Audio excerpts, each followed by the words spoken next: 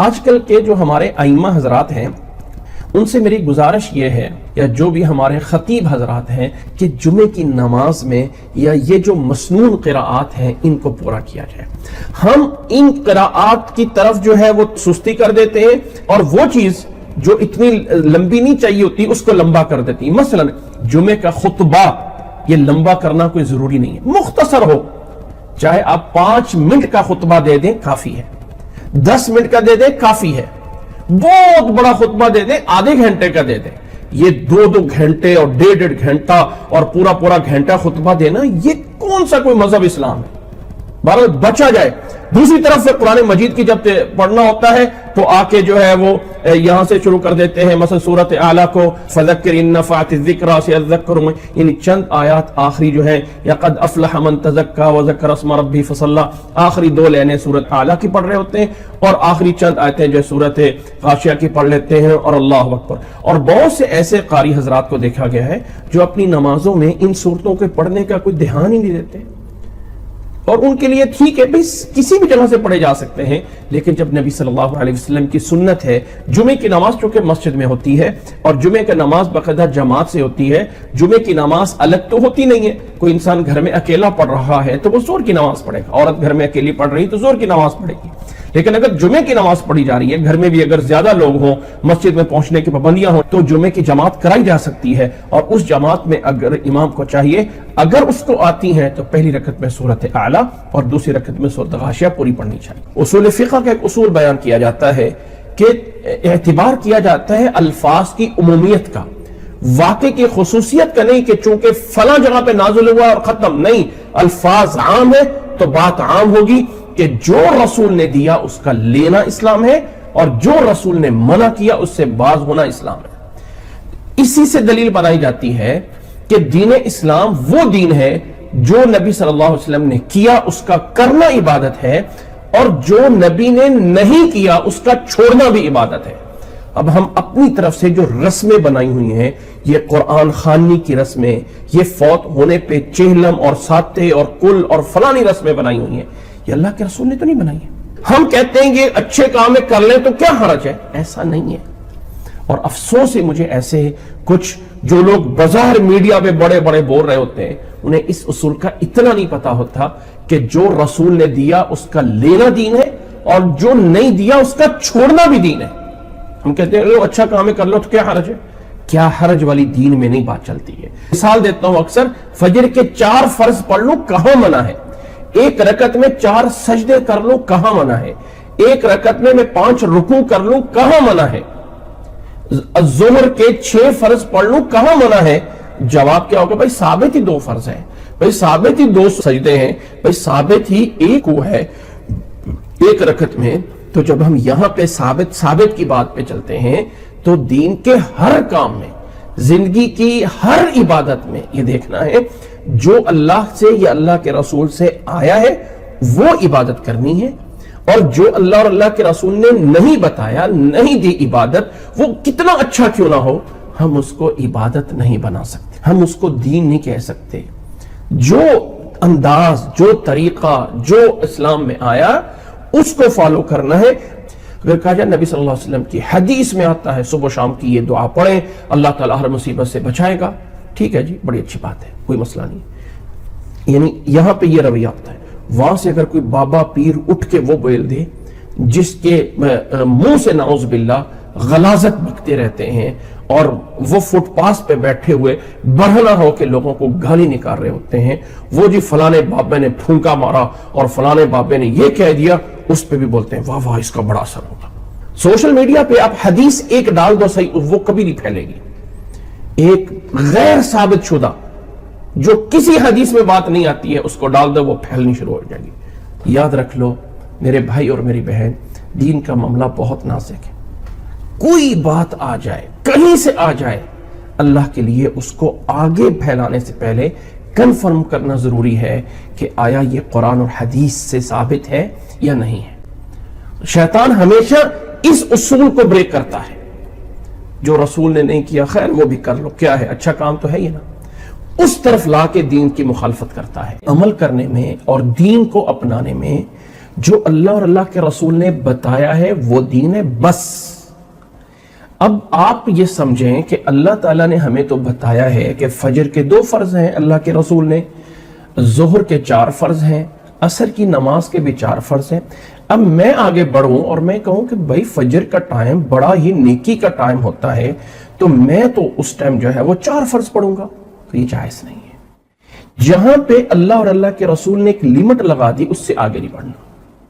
یاد رکھ لیں کہ یہ مسئلہ کئی دفعہ سمجھایا گیا ہے کہ دین اور دنیا کے مسائل جو ہیں وہ 2 کیٹیگریز میں ہیں۔ جو دنیاوی چیزیں، کھانا پینا پہننا معاملات کرنا، دنیا کے لیے کوئی بزنس، کوئی معاملہ، کوئی کاروبار، جو بھی ہے، شادی بیاہ، یہ سب کچھ، اس تمام چیزوں میں سب کچھ جائز ہے۔ ہر طرح کا کھانا جائز ہے، ہر طرح کا لباس جائز ہے، دنیا کا ہر طرح کا کاروبار جائز ہے، دنیا کا ہر طرح کی چیز، کھانا پہننا سب جائز ہے، سوائے اس کے جسے منع کر دیا گیا۔ کھانے پینے کی چیزوں میں ثبوت نہیں چاہیے۔ اچھا جی بتاؤ اللہ کے نبی نے یہ بیکری کے بنے ہوئے بسکٹ کب کھائے تھے؟ یہ کہاں سے لائے؟ اچھا جی بتاؤ اللہ کے نبی صلی اللہ علیہ وسلم نے فلاں چیز جو ہے وہ چکن اور مرغی جو ہے وہ کب کھائی تھی؟ بتاؤ جی اللہ کے نبی صلی اللہ علیہ وسلم نے بھینس کا دودھ پیا تھا؟ یہ تمام جتنی چیزیں ہیں دنیا کے کاموں میں سب کچھ حلال ہے، سب کچھ پاک ہے، سب کچھ جائز ہے، سوائے اس کے جسے منع کر دیا گیا۔ وہ کھانے میں منع ہے، حرام ہے، وہ پہننے میں منع ہے، حرام ہے، وہ معاملات میں منع ہے، حرام ہے، اس کے علاوہ باقی سب کچھ جائز ہے۔ تو نتیجہ اور رزلٹ یہ نکلتا ہے کہ دنیاوی اعمال میں منع ہونے کی دلیل چاہیے، کرنے کی دلیل نہیں چاہیے۔ کوئی کہتا ہے کیوں یہ پہنے ہوا لباس، بھائی کہاں منع کیا گیا؟ کیوں یہ چیز کھا رہے ہو، بھائی کہاں منع کیا گیا؟ کیوں یہ بزنس کر رہے ہو، بھائی کہاں منع کیا گیا؟ تو یہاں منع ہونا چاہیے۔ اس کے بعد دوسری کیٹیگری ہے دینی معاملات، عبادات کے کام، نیکی، ثواب، اس طرح کے جتنے اعمال ہیں وہ سب منع ہیں، سوائے اس کے کہ جو ثابت ہو گئے۔ بھائی 2 رکعتیں کیوں پڑھ رہے ہو فجر کی؟ اس لیے کہ ثابت ہی 2 ہیں۔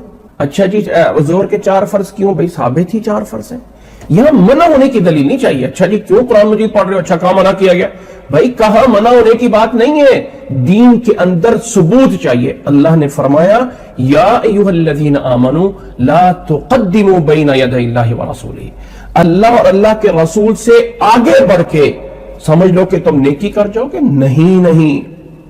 اس ضمن میں ایک حدیث بھی سننا چاہیے، امام بخاری نے اس روایت کو روایت کیا ہے۔ حضرت عائشہ رضی اللہ تعالیٰ عنہ کے پاس 3 لوگ آئے اور تینوں نے آ کے پوچھا اللہ کے نبی صلی اللہ علیہ وسلم عبادت کیسی کرتے ہیں؟ حضرت عائشہ رضی اللہ تعالیٰ عنہ نے بتایا اتنا سوتے ہیں، اتنی عبادت کرتے ہیں، اتنے روزے رکھتے ہیں، اتنے جو ہے وہ نہیں رکھتے ہیں۔ تینوں نے کہا کہ یہ تو تھوڑی سی عبادت ہے۔ پھر کہنے لگے کہ وہ چونکہ اللہ کے رسول ہیں، وہ اتنا بھی کر لیں کافی ہے، لیکن ہمیں چاہیے کہ ہم زیادہ عبادت کریں۔ تو ایک نے کہا جی اچھا آج کے بعد تو پھر میں کبھی روزہ نہیں چھوڑوں گا۔ دوسرے نے کہا اچھا جی آج کے بعد میں رات کو جو ہے وہ کبھی نہیں سویا کروں گا۔ تیسرے نے کہا اچھا چونکہ انسان کا جو ہے یعنی دنیا کے وجہ سے مصروف ہونا، اس کے بیوی بچے ہوتے ہیں، تو کہتے ہیں آج کے بعد میں کبھی شادی ہی نہیں کروں گا، صرف اللہ کی عبادت میں لگا رہوں گا۔ حضرت عائشہ رضی اللہ تعالیٰ عنہ ان کی باتیں سنتی رہی، اندر کھڑی ہو کے اللہ کے رسول صلی اللہ علیہ وسلم آئے تو بتایا کہ 3 لوگ آئے تھے، آپ کے متعلق پوچھا، میں نے بتایا، اور وہ یہ باتیں کر کے گئے۔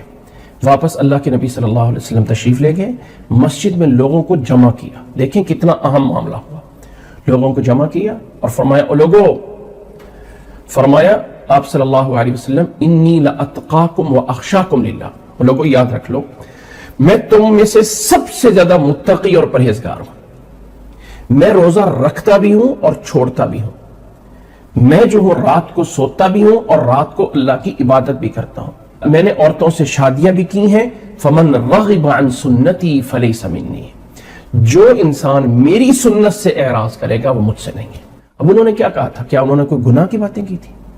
اس لیے اللہ کے لیے میری درخواست ہے مسلمان بھائی اور بہنوں سے کہ جو کام ہم کرتے ہیں، یہ قرآن مجید کیجئے، قرآن خوانی ہو رہی ہوتی ہے جو فوت شدہ ہے اس کے ثواب کے لیے قرآن، بھئی کہاں کیوں کر رہے ہو؟ کہ اللہ کے نبی صلی اللہ علیہ وسلم نے کیا ہے؟ آگے سے کیا ہوتا ہے؟ جی ہم قرآن تو پڑھ رہے ہیں، کہاں منع کیا گیا؟ او بھائی کہاں منع ہونے کی بات نہیں ہے، بات یہ ہے کہ یہ اللہ اور اللہ کے رسول نے کیا ہے۔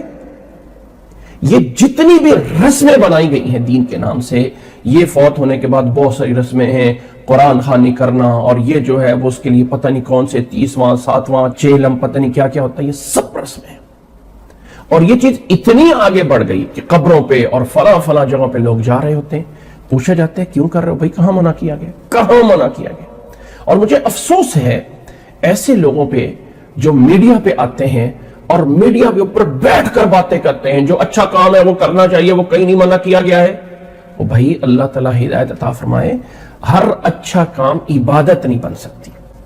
ہر اچھائی دین اسلام میں صرف وہ اچھائی ہو سکتی ہے، عبادت وہ چیز بن سکتی ہے جسے اللہ اور اللہ کے رسول نے اپنے بیانات میں، اللہ نے اپنے قرآن میں، نبی صلی اللہ علیہ وسلم نے اپنے فرمان میں ثابت کیا۔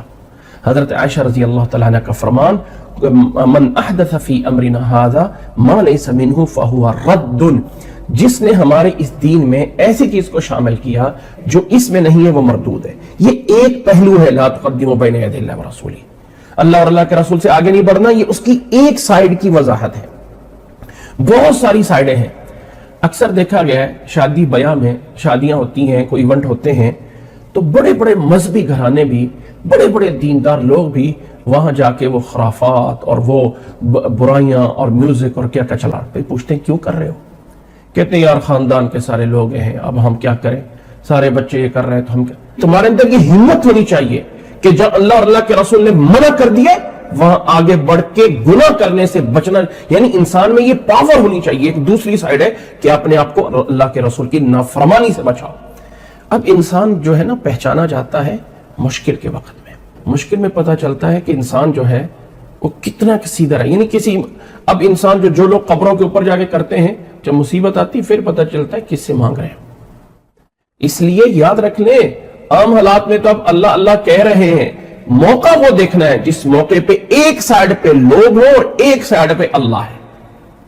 اب پتہ چلتا ہے کہ بھائی صاحب اللہ کی بات مانتے ہیں یا لوگوں کی بات مان رہے ہیں، بھائی صاحب اپنے بزنس کو بچاتے ہیں یا اللہ اور اللہ کے رسول کو رکھتے ہیں، بھائی صاحب اور بہن صاحب اللہ اور اللہ کے رسول کو رکھتے ہیں یا رشتہ داروں میں رکھتے ہیں۔ اب رشتہ دار ہیں، سب کے ہاں میں نقاب کروں گی، پردہ کروں گی، مجھے سارے کیا کہیں گے؟ اور بھائی اللہ کے لیے کرنا ہے یا اللہ لوگوں کے لیے کرنا ہے؟ یہاں پہ پتہ چلتا ہے کس کو ہم اہمیت دے کے آگے کر رہے ہیں، اپنے آپ کو یا اللہ اور اللہ کے رسول کو۔ جو اللہ اور اللہ کے رسول کو آگے کرے گا، اپنے آپ کو پیچھے کرے گا تو اللہ اسے اٹھا دے گا، کامیاب کر دے گا۔ اور جو لوگ بہانہ بنا لے، بھئی میں کیا کروں، مجبور ہوں، اگر یہ بزنس نہیں کریں گے تو ہم کہاں سے کھائیں گے، اگر میں ایسی نہیں کروں گی تو میں کہاں جاؤں گی، سارے لوگ مجھے کیا کہیں گے اگر میں ایسا نہیں کروں گا۔ کچھ ایسے گناہ ہیں جن گناہوں کی کوئی لذت نہیں ہے۔ مردوں کے لیے کہا گیا ہے کہ جو پاؤں ہیں ان کپڑے کو ٹخنوں سے اونچا رکھنا ہے، اپنی پینٹ کو، اپنی شلوار کو، اپنی چادر کو، جو بھی ہے۔ نیچے سے آپ جرابیں پہن لیں، کوئی مسئلہ نہیں، ساکس پہن لیں، لیکن اوپر سے جو پینٹ آ رہی ہے، کپڑا آ رہا ہے، اس کو ٹخنے سے اونچا رکھنا ہے، نیچے والے ٹخنے سے پاؤں کے، اور وہ نیچے اپنی پینٹ کو اتنا لمبا کریں گے کہ آدھی جو ہے وہ نیچے جوتی میں آ رہی ہوگی۔ بھئی یہاں سے کیا لذت مل رہی ہے؟ کیا جی لوگ مجھے، میرے دوست کیا کہیں گے، پینٹ اتنی اونچی کی ہوئی ہے، دوست مجھے برا بلا کہیں گے۔ بڑے بڑے سمجھدار لوگ اس گناہ میں کوئی لذت نہیں ہے اور اس کو کر رہے ہوتے ہیں۔ عورتیں اپنے سلوار سلائیں گی تو اس کو اونچا کریں گی، جبکہ عورتوں کو نیچے لمبا کرنا چاہیے۔ اللہ ہمیں سمجھنے کی توفیق عطا فرمائے۔ یہ دوسری سائیڈ ہے اللہ اور اللہ کے رسول کے آگے نہیں بڑھنا، کہ جہاں پہ مقابلہ آ جائے، یا اللہ کی ماننی ہے یا فلاں کی ماننی ہے۔ اب پتہ چلتا ہے کہ انسان کس کو آگے رکھتا ہے۔ لا تقدموا بین یدی اللہ ورسولہ۔ اور ایک تیسرا پہلو یہ ہے اللہ اور اللہ کے رسول سے آگے نہیں بڑھنا، کہ جو فیصلہ آ جائے اللہ اور اللہ کے رسول کا، اس کے آگے پھر کسی کا فیصلہ نہیں ہونا چاہیے۔ کیا مطلب؟ اللہ تعالیٰ نے فرما دیا، اللہ کے رسول نے فرما دیا، ہم کہتے ہیں بھائی اللہ کے رسول نے فرمایا تو ہے، لیکن فلانے بزرگ بھی تو یہ فرماتے ہیں، اور جب اللہ کے رسول کی بات آ گئی تو تجھے کس نے جرت دی کہ تم فلانے بزرگ اور ولی کو سامنے لے کے آئے؟ کوئی بزرگ، کوئی ولی، کوئی امام، کوئی بزرگ، کوئی بھی اس قابل نہیں ہے کہ اس کی بات اللہ یا اللہ کے رسول کے مقابلے میں رکھی جائے۔ جہاں حدیث آ جائے آمنا و صدقنا، جہاں قرآن آ جائے آمنا و صدقنا، یا نہیں ہے کہ اب اللہ کے رسول کی حدیث موجود ہے لیکن چونکہ میرے امام نے یہ کہا ہے، میرا مسلک یہ کہتا ہے، میرا مذہب اور میرا فرقہ یہ کہتا ہے، لہذا میں کیوں عمل کروں؟ اللہ تعالیٰ ہدایت عطا فرمائے، یہ اللہ اور اللہ کے رسول سے آگے بڑھ رہے ہیں۔ ایک ہوتا ہے طلاق، یہ پتہ ہے طلاق یہ ہوتا ہے کہ خامد اپنی بیوی کو ڈیورس دے دیتا ہے اور کہہ دیتا ہے میں تمہیں چھوڑ رہا ہوں، طلاق دے رہا ہوں۔ اس وقت ایک اور چیز ہوتی تھی جسے زہار بولا جاتا تھا۔ اس وقت لوگ اپنی بیوی کو الفاظ بول دیتے تھے، انت علیہ کظہر امی، کہ تو میرے لیے ایسی ہو گئی ہے جیسے کہ میرے لیے میری ماں کی پیٹھ ہوتی ہے، گویا کہ تو میرے لیے میری ماں کی طرح ہو گئی ہے۔ اگر کسی انسان نے اپنی بیوی کو ایسے کلمات بول دیے تو اسے اس دور میں طلاق ہی سمجھا جاتا تھا، جبکہ اس کا نام ایک الگ تھا، زہار، کہ انسان کسی بھی انداز سے کوئی الفاظ ایسے بول دے اپنی بیوی کو جس پہ وہ یہ ظاہر کرے کہ تو میرے لیے میری ماں کی طرح، یعنی قابل وہ والی حرمت میں آ گئی ہو جیسے کہ ماں اور بیٹے کا ایک رشتہ ہوتا ہے۔ جب کوئی انسان بیوی کو اس طرح بول دیتا ہے تو اسے زہار بولا جاتا ہے۔ بہرحال فقہاء یہ کہتے ہیں کہ کوئی بھی اس طرح کا لفظ بول دیا جائے جس لفظ کا مطلب یہ نکلتا ہو وہ تو زہار ہو جاتا ہے۔ جاہلیت کے دور میں نبی صلی اللہ علیہ وسلم کے آنے سے پہلے اس کو طلاق سمجھا جاتا تھا۔ اللہ کے نبی صلی اللہ علیہ وسلم کے مدینہ منورہ میں دور میں جب یہ واقعہ رونما ہوا، ایک آدمی نے جن کا نام تھا اوس ابن صامت، جن کی بیوی کا نام تھا خولہ بنت مالک بن ثعلبہ، دونوں بوڑھے ہو گئے تھے، آپس میں کوئی تھوڑی سی نچاکی ہوئی اور خامد نے بول دیا انت علیہ کظہر امی۔ اب وہ نبی صلی اللہ علیہ وسلم کے پاس آئی اور انتہائی غم کی حالت میں آئی۔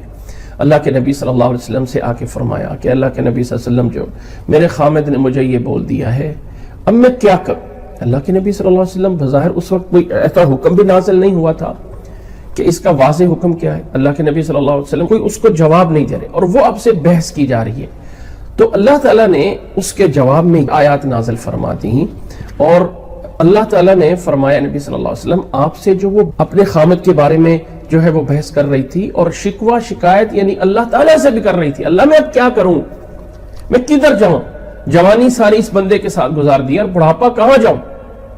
تو اللہ نے فرمایا کہ ہم نے آپ دونوں کا آپس میں بحث کرنا سن لیا ہے۔ اللہ کے نبی صلی اللہ علیہ وسلم اسے فرما رہے تھے کہ ما احسبہ الا الطلاق، میں تو اس کو طلاق ہی سمجھتا ہوں کہ جاہلیت میں ایسی لگتا ہے، لگتا مجھے یہی ہے، لیکن کوئی فیصلہ نہیں بتا رہے تھے کہ اللہ تعالیٰ نے یہ آیات نازل کر کے فرما دیا کہ یہ زہار کوئی چیز اسلام میں نہیں، ماں کہنے سے کوئی ماں بن نہیں جاتی ہے، ماں وہی ہے جس نے جنم دیا ہے، لہذا اس طرح کی بات جو زبان سے نکالی جاتی ہے یہ جھوٹ ہے اور اللہ تعالیٰ معاف کرنے والا ہے، لہذا اپنی اس بات سے واپس لوٹو، یعنی اس بات کو چھوڑو اور پھر جو ہے وہ کفارہ ادا کرو۔